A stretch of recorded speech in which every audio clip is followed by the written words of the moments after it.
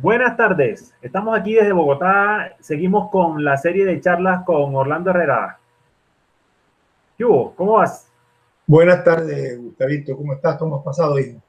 Bien, bien. Eh, ¿Cómo está Barranquilla? Estamos en Barranquilla, en mi casa, aquí en Barranquilla, en el barrio Betania, y vamos a hablar hoy un tema apasionante para mí y para muchas personas. Se llama pedagogía ambiental. Básicamente Muy- es eso. Bueno, muy bien. Entonces, iniciamos. Eh, en la idea de trabajar un tema como la pedagogía ambiental en épocas pasadas, son alrededor de los 90, se debió a que yo quería ascender a la categoría de titular en la Universidad del Atlántico. Y ese era el tema, un tema fundamental. Pero después comencé a hacer un posgrado con la Universidad Pedagógica y pensé que podría ser un tema fundamental para trabajarlo como trabajo, para presentarlo como trabajo de grado, como un aporte al proceso educativo de la Universidad del Atlántico. Eso tocó aplazarlo porque surgió otra propuesta de acuerdo con la orientación de los profesores de la pedagógica y se cambió el tema y entonces quedó por fuera el tema de la pedagogía ambiental. Yo continué trabajando y lo presenté como era inicialmente la propuesta de ascender a la categoría de profesor titular de la Universidad del Atlántico y presenté un documento muchos años después para alcanzar la categoría de profesor titular de la Universidad del Atlántico. ¿Qué es la pedagogía ambiental? ¿Cómo surge la pedagogía ambiental? ¿De dónde saqué yo los elementos para trabajar la pedagogía ambiental? Entonces, lo primero que hice fue revisar los textos que había sobre pedagogía ambiental, algunos textos, y encontré uno que se llama Pedagogía Ambiental por un señor llamado Romualdo Saniewski. Este señor, en la década del 50, crea una nueva rama de la pedagogía que denominó pedagogía mesológica, que significa meso, lugar, logo, tratado. Los tratados de los lugares, más o menos era eso. Que significaba que la escuela tradicional, debía ser centro de cambio para el proceso pedagógico. Y entonces generaba tres grandes problemas. Primero, el pedagógico.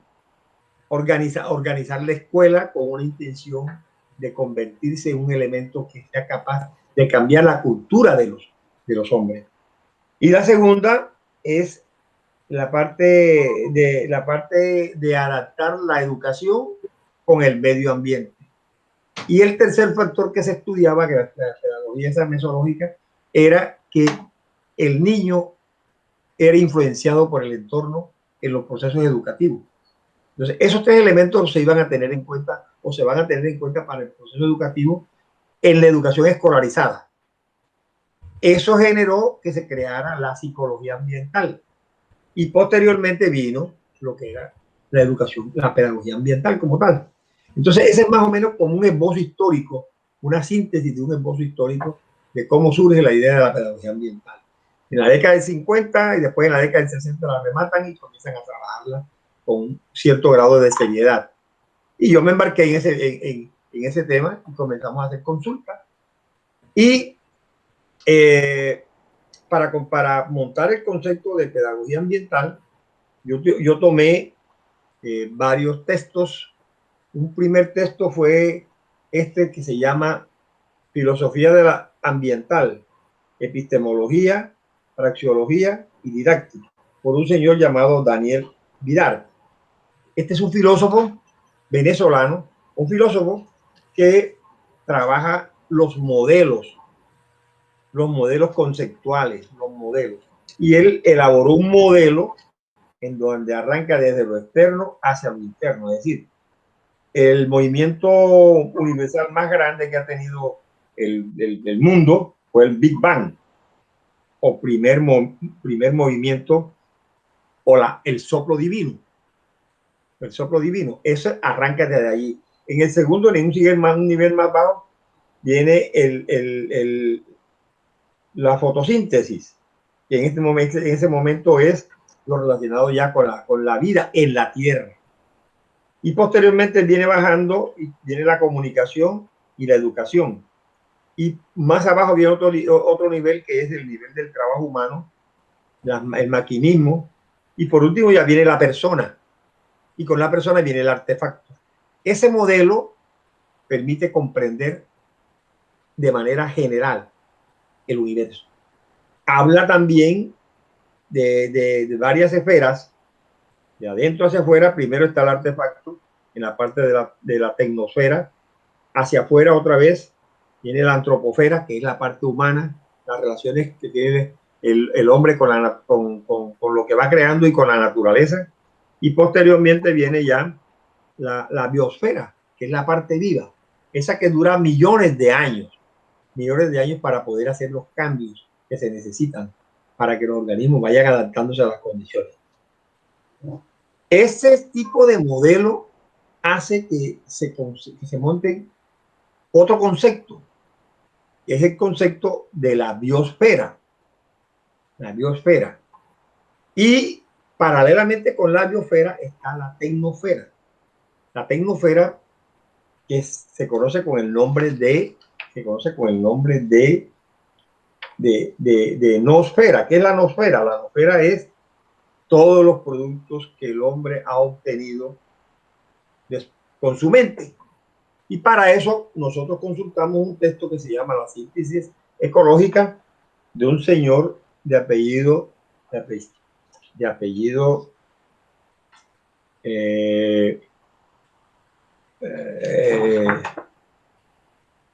Dubingham.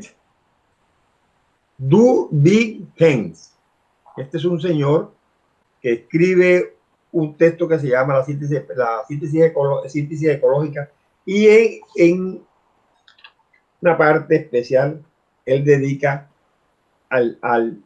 la relación del hombre frente a los diferentes entornos, y él dice que el medio y la noosfera son dos fenómenos que suceden paralelos. El medio es el entorno donde el hombre vive, el medio biológico, y el medio artificial es la noosfera. Esos dos conceptos se mezclan, y entonces de allí surge, complementado con otros autores, como es el caso de Humberto Maturana, por acá en el año 70, en el año 79 y en el año 79 él publica un libro que se llama El sentido del humano, y en ese libro él habla cómo el lenguaje puede hacer que el hombre cambie sus actitudes, y al cambiar sus actitudes se pueden comenzar a pensar en nuevos momentos culturales, nuevas culturas. Entonces ya no solamente está el artefacto, ya no solamente está la parte artificial de todo lo que tenemos en la casa es artificial. En nuestras casas actualmente todo es artificial. Hay muy pocas cosas naturales. Los alimentos, por ejemplo, pueden ser lo más natural, lo que más vamos del medio ambiente. Pero además el hombre lo ha ido construyendo. Y ahora tenemos carros fantásticos, y ahora tenemos casas fantásticas, y ahora tenemos una cantidad de cosas totalmente creadas en corto tiempo, porque la evolución, en los procesos biológicos, la evolución se demora miles de años. Por ejemplo, para que aparecieran, por ejemplo, las plantas fanerógamas, las plantas macroflores, 20.000 años y mucho más atrás de 20.000 años aparecen las primeras plantas con flores. Y el hecho de que aparecieran plantas con flores hizo que los insectos, hizo que las aves y los mamíferos se convirtieran en relaciones fundamentales en el proceso de producción de las plantas con flores. El mundo artificial, eso duró, esto que estoy mencionando duró millones de años, pero en el mundo natural, en el mundo artificial, eso se puede hacer en cortos tiempos. Por ejemplo, en la década del 50 se dieron cuenta que el hombre podía acumular toda su información genética en el ADN y en el ARN. Estas dos moléculas que se descubren en el 50 hace que la biología comience a cambiar el concepto del ser vivo. Que el ser vivo no necesita, para obtener, no se necesita tantos millones de años, sino que el hombre lo puede hacer en el laboratorio. Ese es uno de los problemas que tenemos ahora y lo que tenemos actualmente con relación al virus, al COVID-19. El COVID-19 es un producto elaborado por manos, por procesos humanos en cortos tiempos. Tú, 8 años, 10 años, puedes contener un virus. Un virus acomodado a ciertas características para que generen cierto impacto en la humanidad. Eso es una de las cosas, digamos que maravillosas, pero a la vez también una cosa monstruosa. Hoy se puede decir, un centauro lo podemos construir ya. O sea, se puede construir medio cuerpo de caballo y medio cuerpo humano. Eso se puede hacer desde el laboratorio.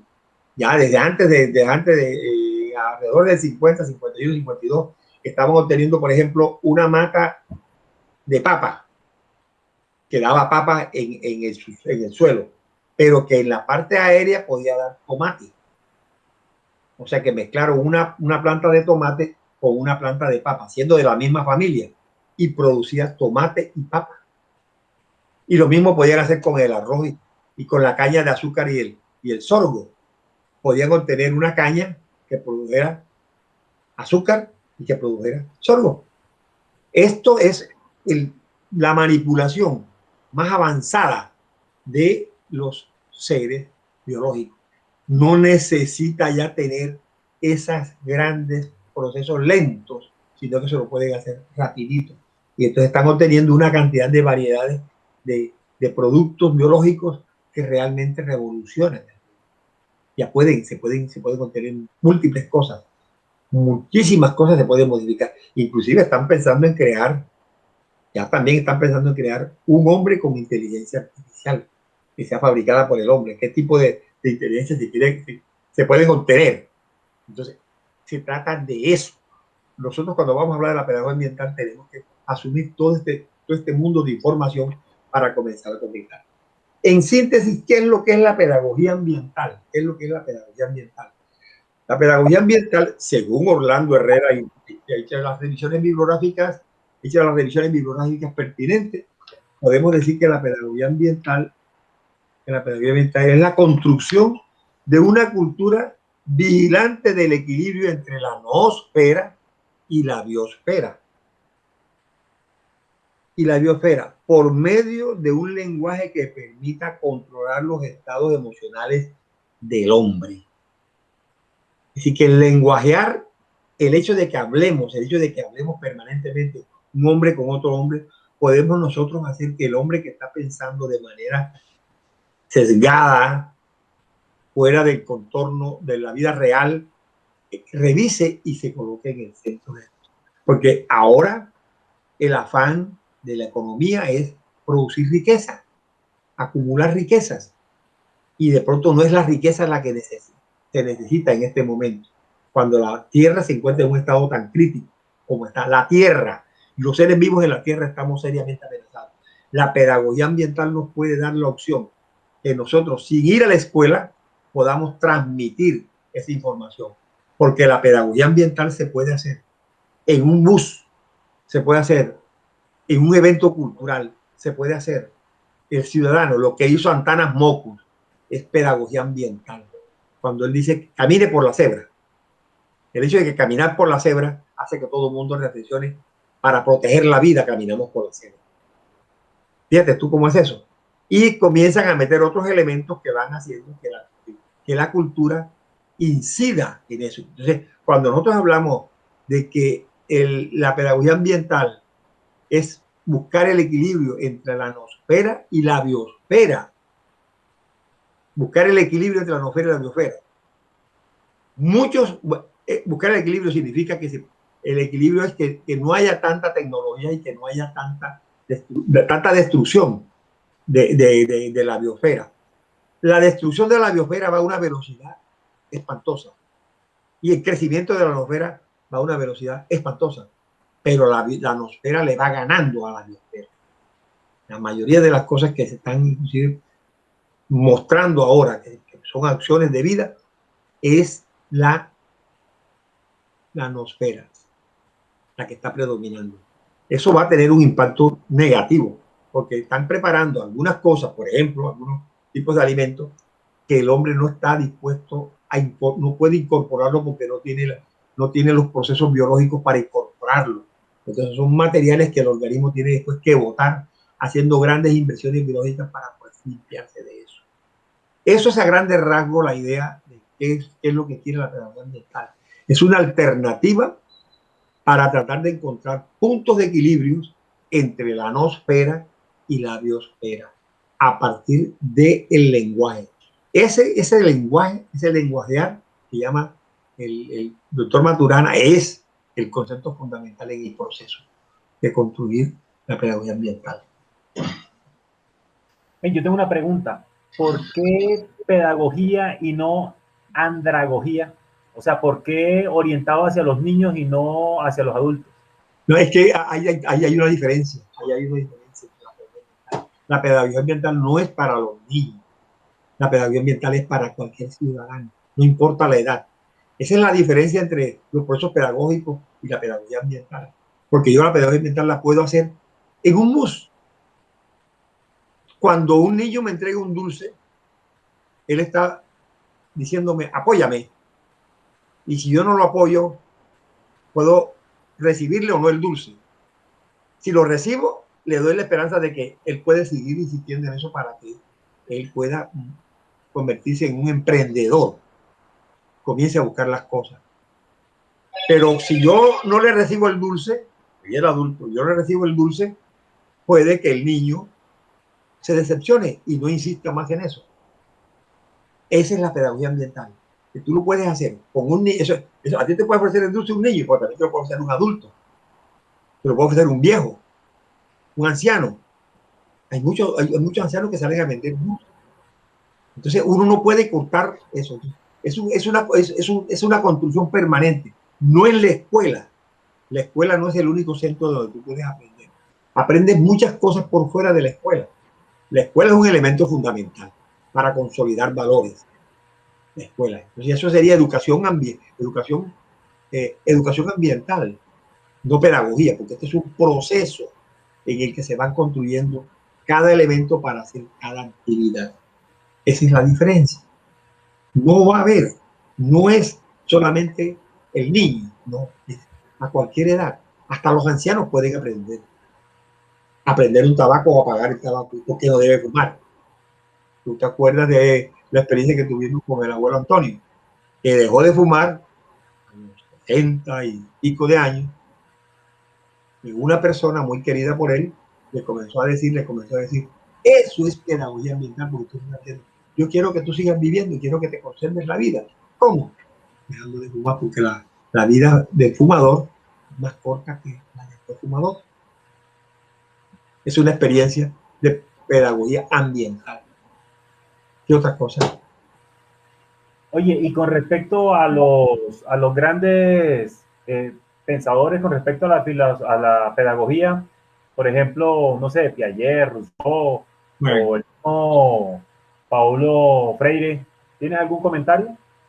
yo no consulté a esos autores, porque yo vengo de la escuela occidental, cuando todos estos los ponían a uno a estudiarlos para aplicarlos en los procesos pedagógicos. Yo me fui mucho más allá, yo me fui a los autores colombianos. Aquí tengo un autor colombiano que se llama Benjamín Puche.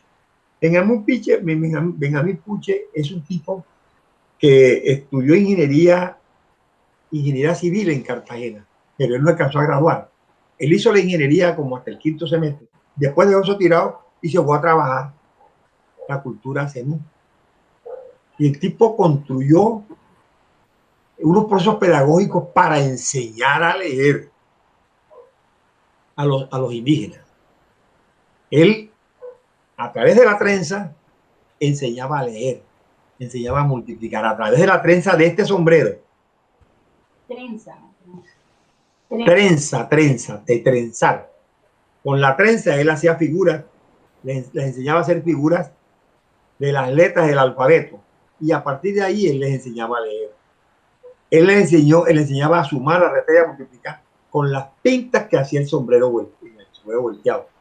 El sombrero volteado tiene una característica, es que tiene dos pintas, esta y esta, la que va por dentro. son dos pintas porque son simultáneamente van llevando dos tejidos.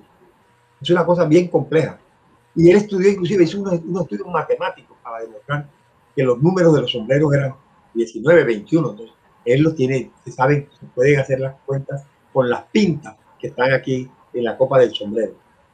Esto para indicarte que, además de eso, él utilizaba los utensilios domésticos o los utensilios de la cocina para hacer alfabetos.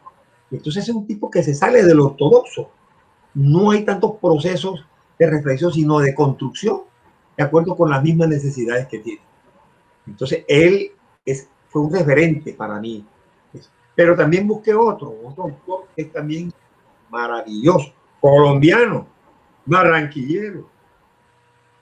Este señor se llama Orlando Paz Mora, el creador de la Escuela de Antropología de la Universidad Nacional. Él fue a estudiar Europa y cuando vino a Europa montó la Escuela de Antropología de la Universidad Nacional. Y ese tipo se dedicó a estudiar las costumbres costeñas y estudió la cultura zenú, la cultura del agua. Entonces relacionaba el agua con todas las... Y vamos a encontrar que los zenúes son de la familia chibcha. Y esos chibchas hicieron la obra hidráulica más importante de Colombia y una de las más importantes de Latinoamérica. 700.000 hectáreas de los ríos Cauca y de los ríos Sinú fueron controladas para evitar las inundaciones y las sequías.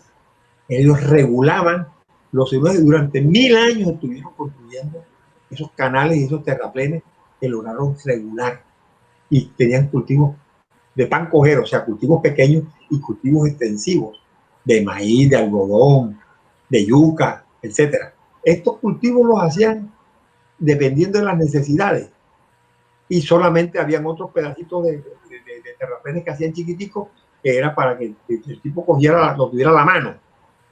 Y ahí en esas zonas secas que ellos construían también tenían crías de animales silvestres, domesticados, los venados, los ainos, los chigüiros, estaban domesticados, convivían con ellos y ellos los consumían, los tenían como fuente proteínica. Esto para indicarte que yo busqué otros autores, inclusive me puse a estudiar culturas como la Kogi, cómo es la cuestión de la educación de los Kogi, cómo es la cosa de la formación de los mamos. Entonces ahí habían momentos que eran incompatibles, son incompatibles porque mientras el indígena está pensando en que yo solamente debo cultivar lo que necesito y no debo acumular riqueza. La tierra no tiene el valor que tiene para el occidental. Para el occidental es fuente de riqueza. Cuando el hombre saltó del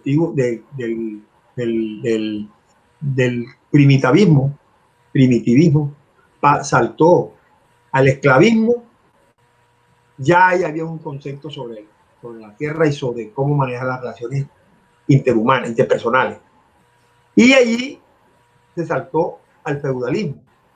Y en el feudalismo, allí se convierte la tierra en un objeto de enriquecimiento. Mientras más tierra tiene, más rico y más poder político económico tiene. Y aquí en Colombia lo estamos viviendo ahora. Es una cosa monstruosa lo que ha vivido Colombia, con la cuestión de los desplazamientos y la toma de las tierras por las armadas. Lo mismo hicieron los españoles cuando llegaron. Entonces, todo este proceso tiene que ver con eso. Por eso yo busqué unos elementos pedagógicos más populares, que tuvieran que ver más con esto, más populares. El más científico de todos los que vimos allí es el de Orlando Paz Mora, que montó investigación, acción, participación. Es una metodología evidentemente para resolver problemas de comunidades como las nuestras. Entonces él aplicó, y yo tomé como referente para hacer la pedagogía ambiental, la investigación, acción, participación. Eso es, no utilicé los clásicos de la pedagogía porque no los necesitaba, ni los quería tampoco. Yo me fui saliendo de esas escuelas y fui montando mis propios conceptos sobre cómo manejarlas. Y este fue uno de los elementos que me permitió a mí consolidar el trabajo como pedagogo. Yo soy un pedagogo por convencimiento, por convicción, no por necesidad, ni por pedido, no. Yo quise ser maestro, quise ser pedagogo. Y por esa razón busqué escuelas alternas. Nunca me gustaron Auschwitz, ¿no? Eso, eso para acumular riqueza y para acumular poder económico, para acumular sometimiento. Y esa no es la idea. La pedagogía ambiental está basada sobre la base matrística. El lenguajear es la teoría del amor del doctor Maturana, el chileno en la década del 70. En la década del 70 lanzó la teoría del amor y eso fue una cuestión que revolucionó América Latina. La sociedad matrística, en donde lo que prima es todos tenemos los mismos derechos y se construye desde el hogar, no desde la escuela, es desde el hogar. La escuela lo complementa, pero uno construye su sociedad matrística desde el hogar, en donde todos tenemos los mismos derechos, todos tenemos las mismas obligaciones y el que no trabaja no come. Coincide contigo el doctor Enrique Dussel, un mexicano que también dice que la forma, él habla de la descolonización de la pedagogía, porque uno debería enseñar de la raíz, de lo suyo, antes que enseñar de lo que se enseña, digamos, egocéntricamente visto desde Europa, ¿sí? Sí. En Entonces, eso podemos coincidimos en un punto. El autor, yo no realmente, yo tengo, lo que pasa es que tengo un poco de años que me retiré de la docencia.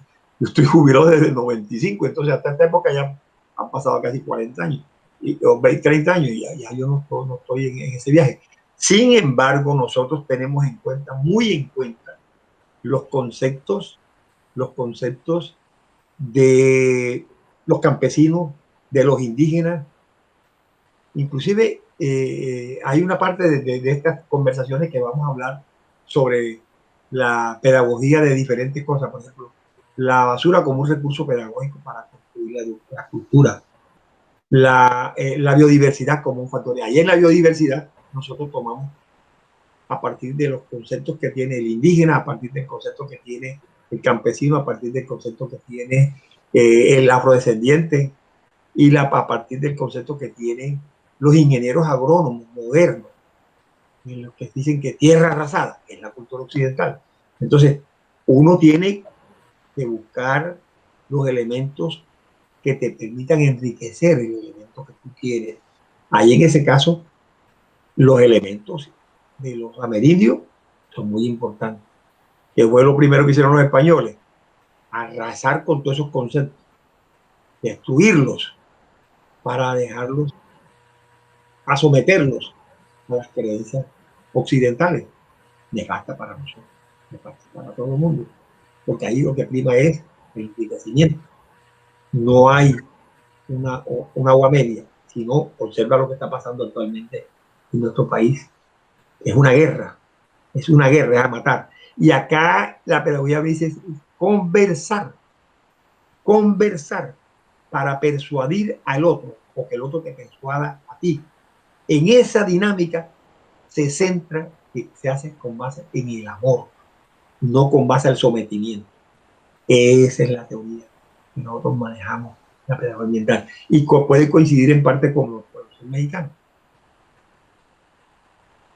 bueno, entonces regálanos una conclusión para terminar la charla. La pedagogía ambiental es un nuevo estilo de vida que estamos proponiendo. Es un nuevo estilo de vida que parte desde el hogar. Se puede llevar a la escuela y se puede multiplicar en la escuela, pero parte del hogar. Porque ese es otro problema que tenemos, los hogares se están despedazando. Con la cuestión del internet la gente tiende a estar cada vez más distanciada una de la otra. Están juntos pero no están conectados. No utilizan el lenguaje para acariciarse el oído y acariciar la intención de amar. Eso se está perdiendo. La pedagogía ambiental dice, no, es el amor. Lo que tiene que predominar es el amor. ¿El amor por qué? El amor por la vida, que es lo más valioso. lo más valioso que tenemos en la tierra es la vida, pero cualquier forma de vida. Y no puede ser, pues no se puede hacer si no es dentro del hogar. Si no se arranca dentro del hogar, estamos perdiendo la batalla. ¿Por qué? Porque el joven se deja jalonar por la atracción de la tecnología. Las tecnologías son encantadoras. Esto que estamos haciendo nosotros, esto es maravilloso. Pero ojo, esto también es un arma que es mortal porque destruye los núcleos familiares. Y la gente ya no se casa. La gente ya no necesita casarse. La gente se junta. Llegan a unos acuerdos y comienzan a vivir. Puede que sea moderno, puede que sea funcional para el futuro, pero si se siguen llegando a la casa y cada uno con su celular en la mano, nada que ver porque no hay comunicación. No se puede perder el lenguaje. El lenguaje es lo más rico que tenemos. Tú acaricias con una palabra o maltratas con una palabra o maltratas con tu silencio o acaricias con la palabra, con una mirada, con una tocada de cabeza. Hay que tocar para poder sentir el amor en la palma de los dedos. Es interesante lo de Maturana con relación a la cuestión de la biología del amor. ¿Cómo es ese cuento de la biología del amor? Yo estaba convencido de que eso había nacido últimamente. No, eso viene desde la misma época de que salimos del hombre cromañón para adelante. Ahí lo que ha primado es el amor, no otra cosa. Ya el hombre construía amor, el hombre neandertal y los hombres de caverna. Ya se daba la relación de afectos. Eso acarició, eso acercó más al hombre con la mujer. Y por eso es que cuando tú naces, lo primero que tú sientes es el latido del corazón de tu madre. Y lo tienes ahí. Y lo llevas para toda tu vida. Es una impronta que te da. Eso se quiere perder. Y nosotros tenemos que decir, no, hay que conservar esos valores. Hay que seguir amamantando a los hijos para que los hijos sientan el latido del corazón, sientan el calor de la madre. Eso es lo importante. Hace parte de la pedagogía ambiental. Se construye en la casa. Se construye en cada momento. No es un aula escolar, no es un salón. Se puede hacer desde el salón también, pero no es lo fundamental. Lo fundamental es que todo el mundo pueda construir la pedagogía ambiental como elemento fundamental para construir una cultura de tolerancia, de convivencia, de amor y de afecto. Eso es la pedagogía ambiental, la biología del amor. Bueno, invítanos a la siguiente charla. ¿De qué tema tienes pensado hablar? El segundo tema es, yo quiero mencionar algunas actividades que hice para poner en práctica esta teoría. Por ejemplo, nosotros desde el punto de vista de la educación ambiental decimos, y le enseñan a uno, que todo lo que está por fuera hay que saberlo manejar, no producir desechos, pero fíjate, está por fuera. Nosotros decimos, cuando montamos la conferencia sobre la basura como un recurso pedagógico, es eso.